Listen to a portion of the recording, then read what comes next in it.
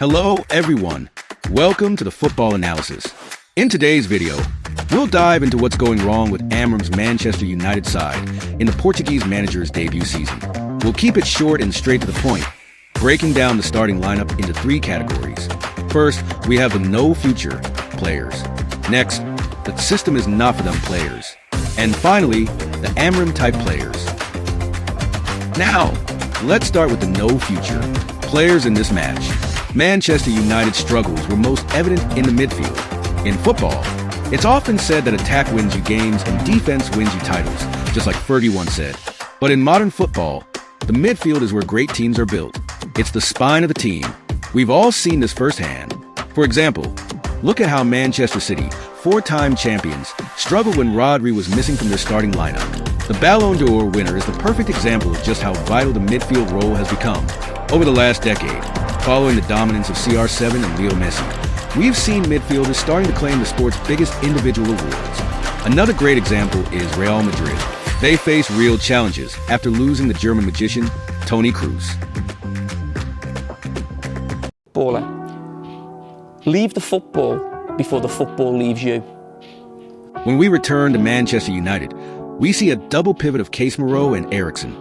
They were once great players, but we have to face the reality. They're no longer at their peak. I also have to include Johnny Evans on my no future list.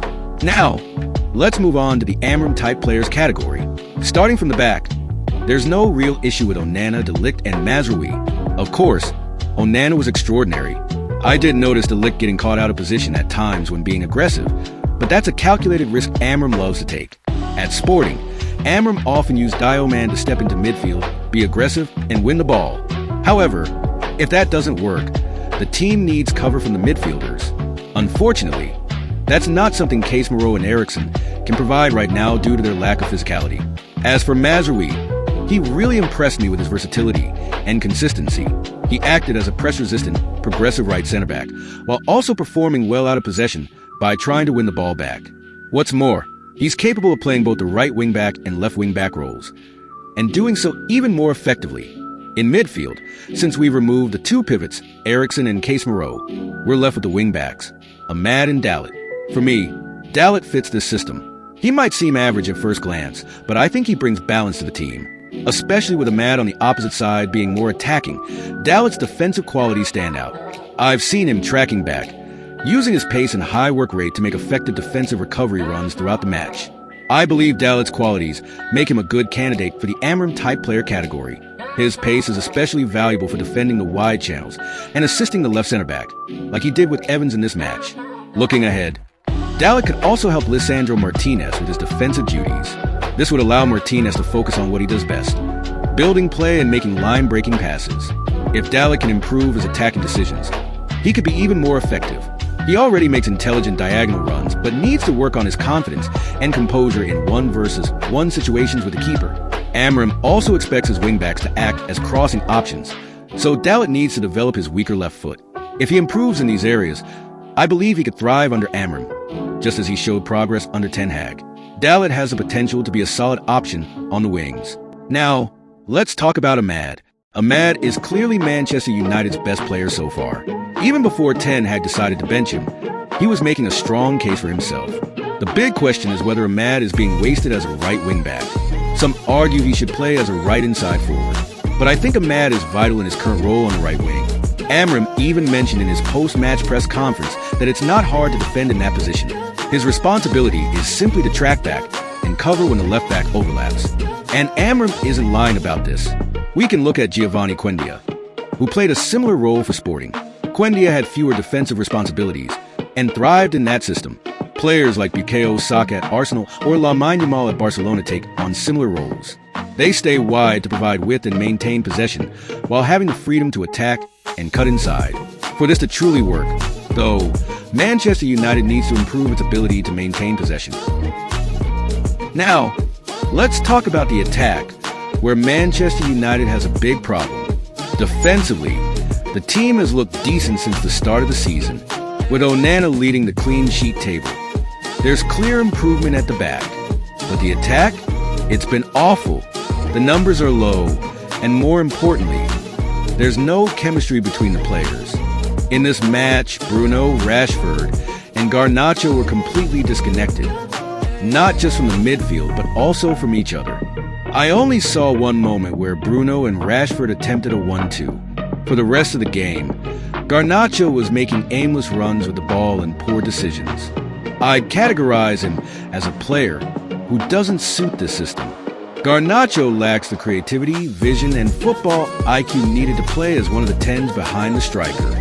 If we compare him to former Amorim players in similar roles, like Trincao or Pope, they focus on receiving the ball between the lines and creating opportunities, not making useless runs. Bruno has also been frustrating in this system.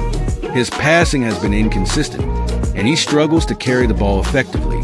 Too often, he looks for a Hollywood pass, trying to send Rashford, Garnacho, or even himself running in behind.